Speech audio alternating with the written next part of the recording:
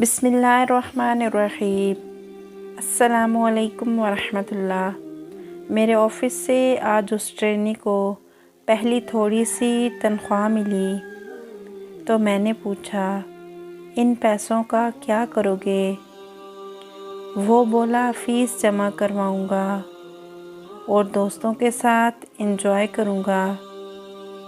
मैंने उसका कंधा थपथपाया और कहा, नहीं बेटे, ये ना करना।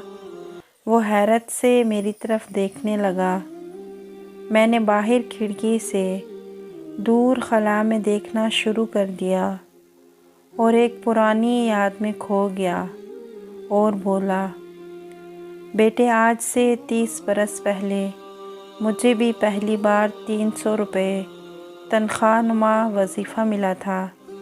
मैं घर आया और अम्मी को बताया कि मुझे इतना वजीफ़ा या तनख्वाह मिली है। वो बेदिली से बोली, तुम रख लो, काम आएंगे। और मैंने मासूमियत से वो रुपए जेब में डाल लिए। अब्बू दूर से ये सब देख रहे थे। मुझे महसूस हुआ कि अम्मी कुछ चुप सी हो गई हैं। रात तक मैं इसकी वजह नहीं समझ सका, ना मैंने तवज्जो दी। रात को वालिद मोहतरम ने शफ़क़त से पास बिठाकर कहा, बेटे, जब बड़े हो जाते हैं तो माँओं के दिल भी बड़े और मज़बूत हो जाते हैं। उन्हें उन पर फ़ख्र होता है और वो बरसों इस दिन का इंतज़ार करती हैं कि उनका बेटा कमा कर लाएगा और अपनी कमाई उनके हाथ पर रख देगा। और वो इस तसव्वुर से ही फ़ख्र के साथ झूमने लगती हैं।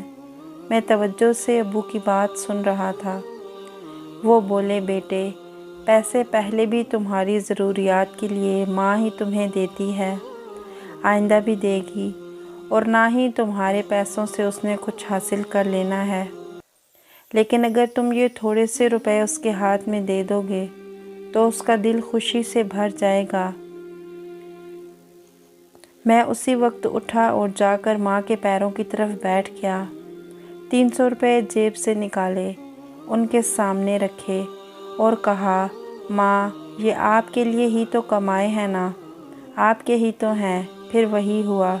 अम्मा ने मुझे लिपट लिया, माथा चूमा, इन पैसों को चूमा, आसमान की तरफ मुंह उठाकर देर तक अल्लाह का शुक्र अदा किया, अपने दुपट्टे से आंसू साफ़ किए और आप यकीन जानिए, मुझे यूँ लगा जैसे मैंने कारून का ख़जाना उनके कदमों में रख दिया हो।